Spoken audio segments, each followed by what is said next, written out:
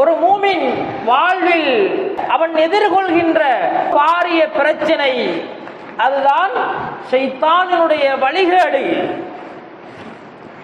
அல்லாஹ்விடம் ஷைத்தான் சபதமிடுகிறான், யா அல்லாஹ், உனது கண்ணியத்தின் மீது சத்தியமாக லஉவியன்னஹும் அஜ்மஈன், மனிதர்கள் அனைவர்களையும் நான் வழிகெடுத்தே தீருவேன். அந்த ஷைத்தானை சொல்கிறான். இந்த பிரச்சனை, இதில் மாட்டிக்கொள்ளக்கூடியவர்கள் யார்? யார் மாட்டிக்கொள்ள மாட்டார்கள்? இல்லா இபாதக மின்ஹுமுல் முக்லஸீன், அதுவும் இஹ்லாஸ் உள்ள மனிதர்கள். உன்னோடு நல்ல உறவை வைத்துக் கொள்ளக்கூடிய தூய்மையான முஸ்லிம்கள், தூய்மையான அடியார்கள் இருக்கிறார்களே, இவர்களை நான் என்ன செய்தும் வழிகெடுக்க முடியாது.